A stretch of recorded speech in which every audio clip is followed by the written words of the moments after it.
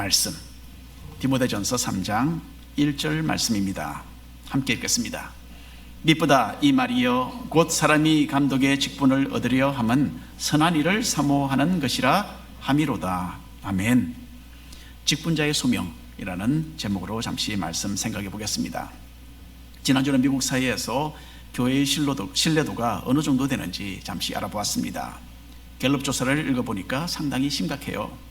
지난 30년 동안 설문조사한 것을 정리를 해보았는데요, 교회의 지위가 상위권에 있다가 이제는 많이 떨어졌습니다. 갤럽 조사에는 대략 30가지 정도 전문직을 놓고 설문조사를 했더군요. 그리고는 이런 분야에서 일하는 사람들이 얼마나 정직하고 도덕적이라고 생각하느냐라는 그런 질문을 했습니다.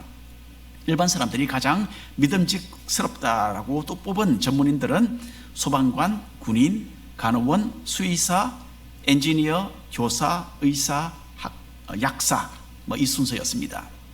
여기에 목사가 없습니다, 여러분. 30년 전에는 이 가운데 목사가 포함되어 있었어요. 하지만 이제는 목사의 신뢰도가 하락해서 중간 이하로 떨어졌습니다. 이제 목사는 장의사와 자동차 메케닉보다도 더 아래 위치가 되었고요, 30개 직종 중에 16등으로 떨어졌습니다. 이것은 그동안 교회가 세상 사람들에게 올바른 본을 보이지 않았다는 점을 지적해 주는 것입니다. 교회가 돈을 사랑하고 세상과 타협하고 스스로를 키우는 것에 치중하다 보니까 이런 결과가 나고 있는 것입니다. 거룩하신 하나님의 광채가 되어서 어두운 세상을 밝혀야 할 교회가 이렇게 주님의 영광을 가리고 있는 것을 우리는 회개하지 않을 수가 없습니다. 주님께서는 교회를 올바른 방향으로 이끌도록 어떤 사람들을 교회의 직분자로 부르셨어요. 이것을 가리켜서 직분자의 소명이라고 합니다. 어떤 사람이 선택되어서 하나님을 섬기며 교회를 이끌어가는 그런 직분자의 소명을 받게 되는지를 살펴보는 것, 이건 참으로 중요한 일이 아닐 수 없습니다. 오늘 읽는 디모데전서 3장 말씀은 바로 이 주제의 핵심을 찔러줍니다. 우리 먼저 1번 함께 읽겠습니다. 장로의 직분. 사도 바울은 믿음의 아들이요 동역자인 디모데에게 보내는 이 첫 번째 편지에서 어떻게 교회를 잘 목양할 수 있는지를 교훈하고 있습니다. 이 당시에 소아시아의 수도 에베소에 남아서 사역을 하고 있던 디모데는 교회의 일꾼들을 세워서 직분을 맡겨야 되는 그런 상황에 처해 있었습니다. 이미 사도 바울은 이 직분에 대하여 한 가지 중요한 사실을 언급한 바가 있습니다. 디모데전서 1장에 보면 이런 말씀이 있습니다. 함께 읽겠습니다. 나를 능하게 하신 그리스도 예수 우리 주께 내가 감사함은 나를 충성되이 여겨 내게 직분을 맡기심이니. 직분은 궁극적으로 하나님께서 내리시는 책임이요 또한 임무입니다. 그래서 바울은 자신이 받은 직분의 그 고귀함을 깊이 인식했습니다. 그리고 충성스럽게 자신에게 맡겨진 그 직분을 감당해 나갔습니다. 하나님께서 나를 부르셨다라는 이 직분에 대한 진지한 소명의식이 우리 모두에게 있어야 합니다. 저는 목사의 직분에 대하여 많이 생각을 합니다. 자격이 없고 참 부족한 저에게 주님께서는 이 엄청난 직분을 맡기셨습니다. 주님은 자신의 양떼를 돌보는 저에게 너무나 이 중요한 임무를 주셨어요. 이 역할에 저는 정말 마땅치 않은 사람이구나라는 생각을 저는 많이 합니다. 말씀을 힘들게 준비해서 전하는 것 때로는 참 부담이 돼요. 아마 이런 말을 하면 어떤 분들 놀라실 것 같습니다. 목사는 그냥 입만 열면 설교가 흘러나와야 되는 거 아니냐 생각하시겠죠, 그렇죠? 근데 현실적으로는 절대로 그렇지 않습니다. 최소한 저는 그런 능력이 없습니다. 그래서 어떤 때에는 설교 좀 안 하면 어떨까 그런 생각이 스쳐 지나가기도 해요. 하지만 참 볼품없는 저에게 신학교육을 받도록 인도하시고 지금 이 자리에 담임 목사로 심어주신 그 주님의 은혜를 생각하게 됩니다. 그리고 목사의 직분을 주셔서 부족하지만 말씀을 전하는 이 위치에 주신 주님께 감사를 드립니다. 저에게는 참 어울리지 않는 자리지만 이 귀중한 일을 맡기셨기 때문에 설교를 신중하게 준비하고 또한 전하기도 합니다. 언젠가 주님께서는 이제 너 그 목사 일 그만둬라 그렇게 말씀하실 때가 올 것입니다. 그때에 후회하지 않기를 저는 간절히 바라고 있어요. 왜 나에게 이런 직분과 기회를 주셨을 때에 더 잘하지 못했을까라는 그런 후회를 나중에 하면 얼마나 슬프겠습니까, 그렇죠? 그래서 말씀을 전하고 가르치며 성도들을 돌보는 이 직분을 가볍게 대하지 않도록 저는 스스로에게 채찍질을 하고는 합니다.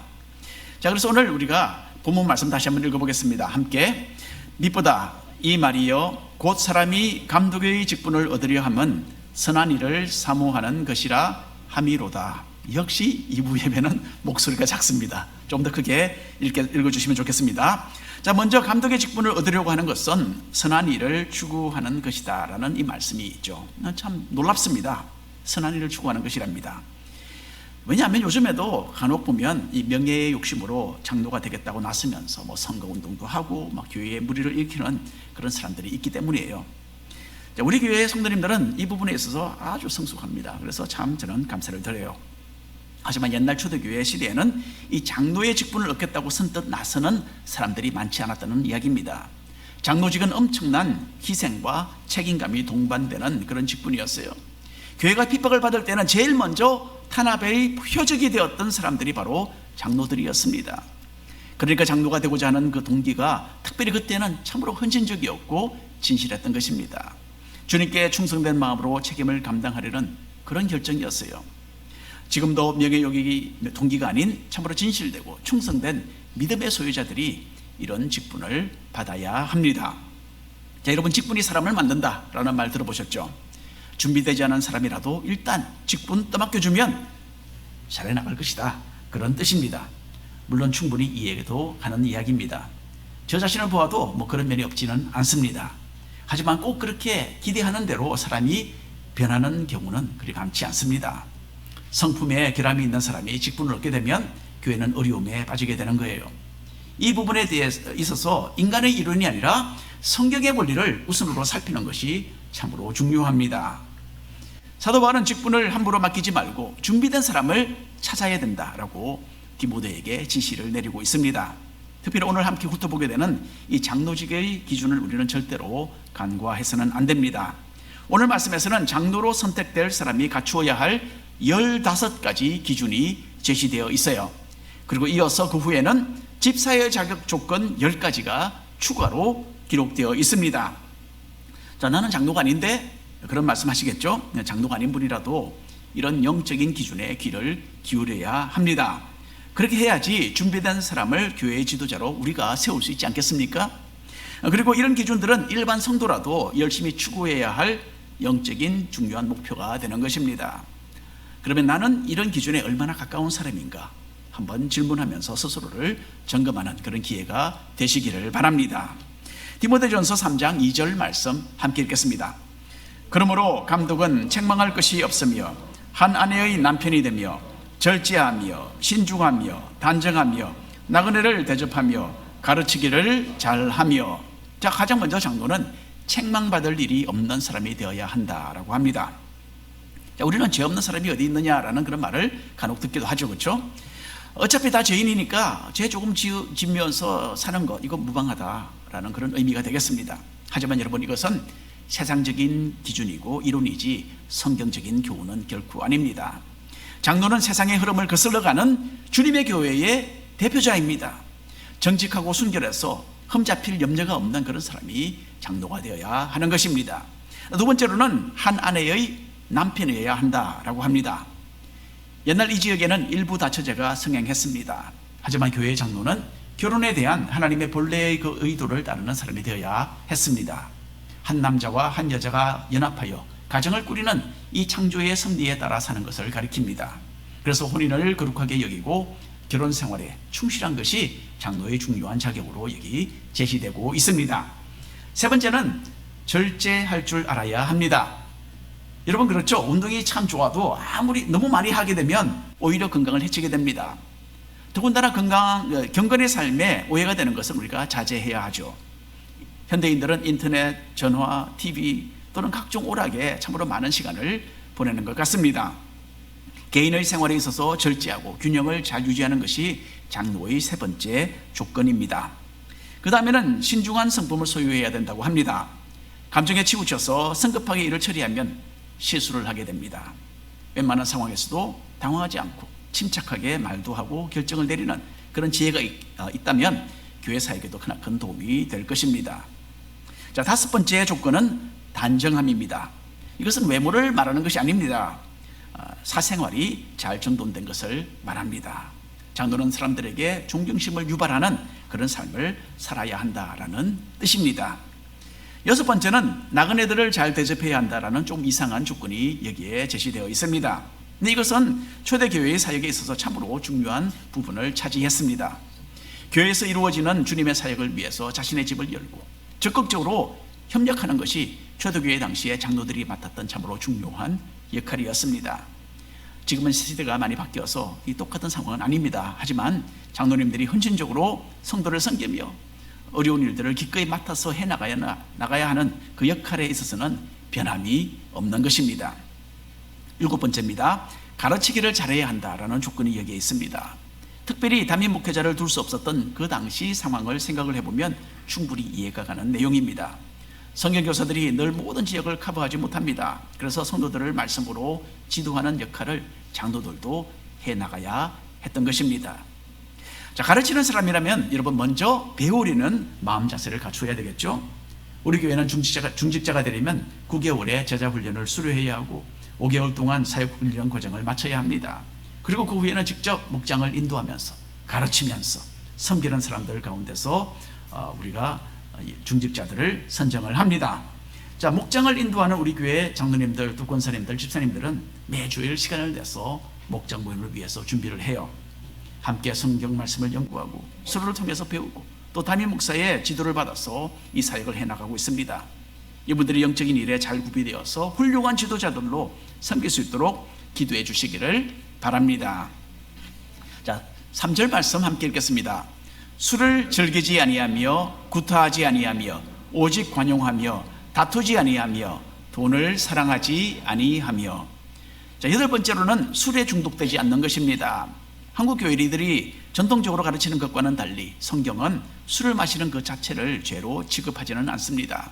예수님께서도 가나 혼인잔치에서 물을 가지고 아주 높은 고도의 품질의 포도주를 만들어 주셨습니다. 사도 바울의 편지를 보아도 고린도 교회 성도들이 교회에서 식사를 할 때에 포도주를 함께 마셨다라는 것을 우리는 알 수 있습니다.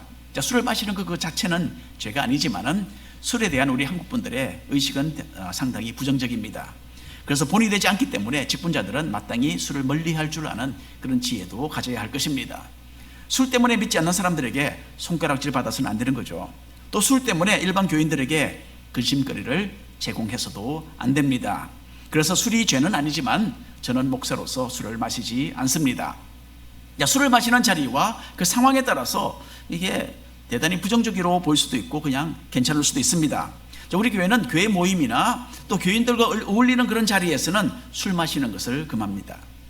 하지만 가족과 함께 식사 자리에 참석하거나 뭐 그런 가운데서 개인적으로 술을 조금 마시는 것은 가능하다고 인정을 합니다.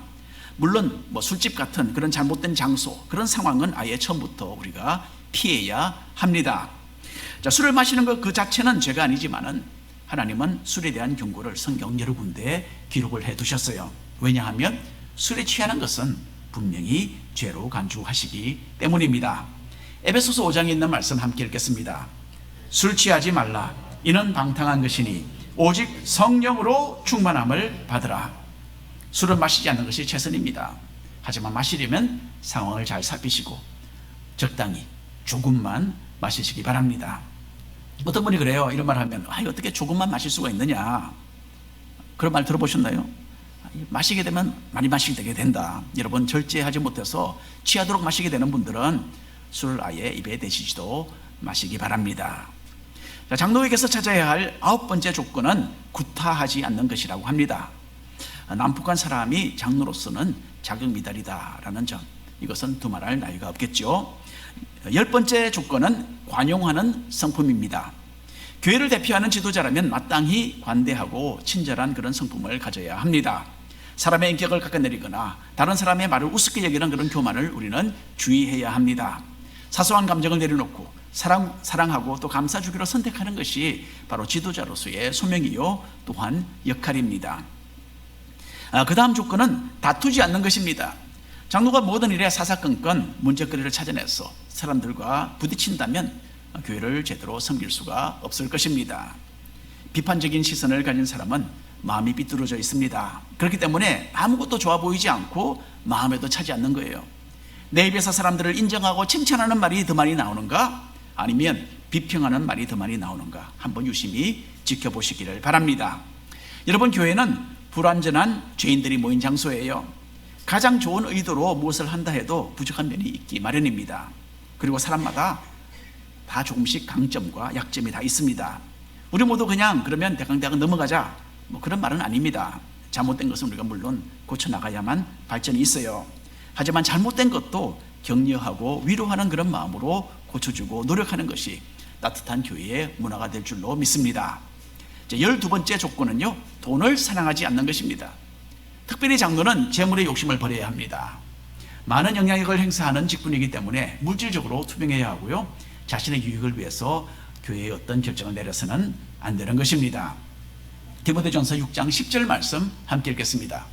돈을 사랑함이 일반 악의 뿌리가 된다라고 합니다. 술 자체가 죄가 아닌 것처럼 돈도 그 자체는 죄가 아닙니다. 하지만 술을 사랑하면 크나큰 위험에 빠지는 것과 같이 돈을 사랑하는 사람도 위험천만한 길을 걷는 것입니다. 돈을 사랑하는 마음은 그 사람으로 1만 가지 악을 저지르도록 하는 그런 뿌리가 된다, 그런 원인이 된다라고 합니다. 우리는 이런 세상의 것을 자제하고 적당히 균형 있게 사는 법을 터득해 나가야 합니다. 재물을 잡으려고 달려가게 되면 당연히 영적인 면에서는 타협을 하고 마는 것입니다. 그런 위험이 나와 혹은 나의 가족에게도 도사리고 있지 않는지 살펴보시기를 바랍니다. 도리어 주님의 나라와 그분의 뜻을 위해서 사는 믿음의 사람들이 다 되시기를 바랍니다. 디모데전서 3장 4절 5절 말씀 한 목소리로 읽겠습니다. 자기 집을 잘 다스려 자녀들로 모든 공순함으로 복종하게 하는 자라야 할지며 사람이 자기 집을 다스릴 줄 알지 못하면 어찌 하나님의 교회를 돌보리요. 13번째 조건은 자신의 가정을 잘 이끄는 것입니다. 이 세상이 참 급속도로 타락되어 가는 것을 우리는 눈으로 지금 보면서 살아가고 있어요. 장로는 자신의 가정을 잘 돌보고 세속의 물결에서 가정을 보호해야 합니다. 집안 식구들에게 먼저 신앙의 본이 되어서 아내와 자녀들의 사랑과 존경을 받는 사람은 교회에서도 성도들에게 인정을 받을 것입니다. 14번째입니다. 새로 믿는 사람이 되지 않아야 한다라는 조건입니다. 오래전에 제가 본토에서 다니던 교회에서 이런 일이 있었어요. 어느 집사님이 새로 교회에 출석하기 시작하셨습니다. 이분은 학식도 있고 작은 사업체도 하나 있고 그리고 중년 나이에 여러모로 기존에 있던 다른 교인들보다 좀 품위가 있는 그런 분이셨어요. 그 교회는 참 작은 교회였습니다. 그래서 일꾼이 부족했는데 이 집사님은 목사님께 많은 힘이 되어주셨어요. 사람들과도 잘 어울리시고 대화도 잘하시고 여러 방면으로 교회 봉사도 하셨습니다. 예배도 빠지지 않고 잘 참석했고 또 자기 집으로 또는 또 교인들을 초청해서 베풀기도 하시고 그러셨습니다. 그 다음 해에 목사님은 조금 무리를 해서 성도들을 설득하셨어요. 그리고 이 집사님을 장로로 세우셨습니다.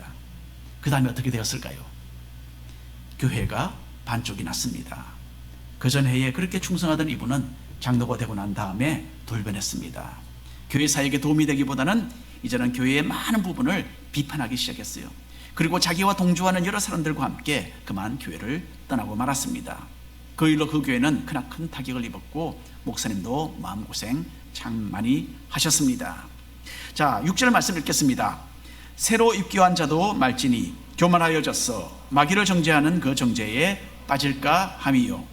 마귀는 본래 천사장으로 창조되었다가 타락한 존재입니다. 교만해져서 하나님처럼 되려고 하다가 이 세상으로 떨어지고 말았어요. 이것과 비슷하게 조금 전에 말씀드린 그 장로님은 갑작스럽게 영향력을 행사하게 되어서 그만 교만해졌던 것입니다. 그리고 이분을 너무 급하게 장로로 세운 그 교회는 크게 몸살을 앓았습니다. 조금 더 시간을 두고 사람을 지켜본 후에 장로로 세워야 했습니다. 교회가 추구하는 사역의 방향에 일치하고 성실하고 겸손한 지도력을 가진 사람인지를 확인하는 이 기간을 무시했기 때문에 일어난 일이라고 저는 생각을 합니다. 자, 마지막으로 장로의 15번째 조건은요, 불신자들에게도 좋은 평을 받아야 한다라는 것이었어요. 장로는 대외적으로도 성도를 대표하는 교회의 영적인 어른입니다. 그렇기 때문에 장로는 영적으로 성숙한 사람이어야 합니다. 후하게 베풀고 또 세상에서 좋은 사람이라고 인정받는 장로는 교회에 대한 좋은 인상을 세상에 전달할 수 있습니다. 하지만 성격에 결함이 있거나 본의되지 않는 일로 사람들의 구설수에 오르는 장로는 주님의 교회에 욕을 먹이게 되는 것입니다. 사도 바울은 어떤 사람이 장로가 될 수 있는지에 대한 조건을 이렇게 15가지나 아주 자세하게 나열을 합니다. 그만큼 장로의 직분은 교회에 크나큰 영향을 미치는 중요한 위치이기 때문입니다. 우리 가운데 이미 장로가 된 분들은 이 말씀을 마음에 담고서 어떤 부족한 부분에는 노력을 기울이시고 더욱더 분발하시기를 바랍니다. 그리고 그 외 성도님들도 이런 높은 장로의 기준들을 마음에 새기시고 자신의 영적인 삶의 목표로 삼으시기를 바랍니다. 2번 함께 읽겠습니다. 집사의 직분. 우리는 교회의 여러 가지 전통과 문화에 젖어 있기 때문에 교회의 직분에 대해서 오해하고 있는 부분들이 있습니다. 우리는 대개 누구나 세례를 받고 어느 정도 몇 년 교회에 출석하고 하면 그냥 집사 직분은 딴다라고 생각을 합니다. 그리고 여자분들은 나이가 많이 들면 낮은 집사의 딱지는 떼버리고 권사직을 당연히 받아야 한다라는 어떤 그런 고정관념을 가지고 있습니다. 이런 교회 문화는 성경의 원리에서 동떨어진 세상적인 관습입니다. 집사의 직분이 별것 아니다라는 생각은 정말 잘못된 것입니다. 본래 집사라는 이 말은 헬라어로 디아코노스인데 섬기는 사람이라는 뜻입니다. 교회에서 성도들을 위해서 섬기고 봉사하는 일을 하고 나아가서는 주님을 섬기는 참으로 귀중한 직분인 것입니다. 이 집사의 직분은 초대교회의 유명한 인물들이 가졌던 직분이에요. 스데반은 집사로서 성령이 충만하여 복음을 전했고 가장 최초로 교회의 순교자가 되었던 사람입니다. 빌립도 초대교회의 7 집사 중 하나였고요. 사마리아 땅에 다니며 복음을 전했고 나중에는 성령의 인도하심을 받아서 에티오피아에서 온 높은 관리에게도 복음을 전했습니다. 집사에 대해서 한번 읽어볼까요? 8절부터 10절까지 말씀 읽겠습니다. 이와 같이 집사들도 정중하고 일구이언을 하지 아니하고 술에 임박히지 아니하고 더러운 일을 탐하지 아니하고 깨끗한 양심의 믿음의 비밀을 가진 자라야 할지니 이에 이 사람들을 먼저 시험하여 보고 그 후에 책망할 것이 없으면 집사의 직분을 맡게 할 것이요. 여러분, 집사 직분의 기준도 장로의 조건과 그리 많이는 다르지 않습니다. 주님과 친밀한 영적인 관계를 유지하는 성숙한 믿음의 사람을 집사로 세워야 한다라고 사도 바울이 교훈합니다. 자, 그리고 무엇보다도 이런 기준으로 사람들을 지켜보고 평가를 한 다음에 집사의 직분을 맡기는 것이 올바른 성경적인 방법입니다. 13절 말씀 함께 읽겠습니다. 집사의 직분을 잘한 자들은 아름다운 지위와 그리스도 예수 안에 있는 믿음의 큰 담력을 얻느니라. 주님은 우리 인간을 섬기려고 이 땅에 찾아오셨습니다. 주님의 섬김은 우리 죄인들을 위하여 자신의 생명을 내려놓는 십자가로 완성되었습니다. 그래서 주님께서는 큰 자가 되려면 도리어 섬기는 자가 되라는 참으로 이 위대한 교훈도 남겨주셨습니다. 우리 교회는 매 주일마다 대략 한 100명